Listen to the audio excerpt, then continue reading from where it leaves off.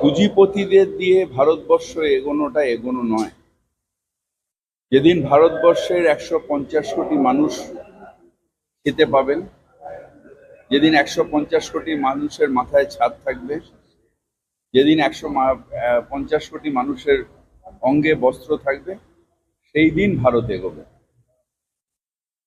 Airport দিয়ে দিলাম, port দিয়ে দিলাম নিজের ব্যবসায়ীকে, আর সেই ব্যবসায়ী লাভে ট্রিলিয়ন বিলিয়ন গিলিয়ন সব কি বলে ওরা, সেটাতে ভারতবর্ষ এগোনো। গান্ধীজি বলেছিলেন, যদি গরুর গাড়িতে চড়তে হয় চড়ুক, কিন্তু রুটি কাপড় আর মাকান যেন প্রত্যেক ভারতীয় মাথায় থাকে। আজও কিন্তু গান্ধীজি সেই স্বপ্ন পূরণ হয়নি। আর প্রধানমন্ত্রী বিবিধ রাস্তায় নিয়ে যাচ্ছেন, যেখানে দারিদ্র সীমা ভারতবর্ষে বেড়ে যাচ্ছে, দারিদ্রতা বেড়ে যাচ্ছে। হ্যাঁ, আনএমপ্লয়মেন্ট সর্বকালের সব থেকে উপরে উঠেছে। সুতরাং এটা ভারতবর্ষের রাস্তা নয়, এটা ভারতবাসীদের জন্য নয়। তার হাতে গোনা কিছু ইন্ডাস্ট্রিয়ালিস্টদের জন্য ভালো হচ্ছে, কোভিডেও তাদের 200% প্রফিট হয়েছে, কিন্তু ভারতবাসীর কোনো লাভ হয়নি।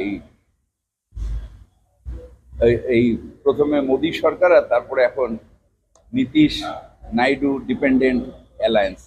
আমার ব্যক্তিগতভাবে কোনো এক্সপেকটেশন নেই, কারণ এই প্রধানমন্ত্রী যতদিন থাকবেন মানুষের জন্য কিছু করবেন না। উনি একটা এজেন্ডা নিয়ে এসেছেন, দেশ বেচার এজেন্ডা, সেই এজেন্ডাইতে দেখবেন যে অগ্রগতি। এখন ব্যাপারটা হলো যে এনাকে কি, আমি যেটা বলে থাকি আর কি, পাগলে কিনা বলে, কণ্ঠরোধ কে কার করেছে? কণ্ঠরোধ তো বিরোধীদের করা হয়েছে। একটা বিল পাশ করার সময় সমগ্র বিরোধীকে সাসপেন্ড করে তা বার করে দেওয়া হয়েছে। এর থেকে বড় গণতন্ত্রের হত্যা আর কি আছে?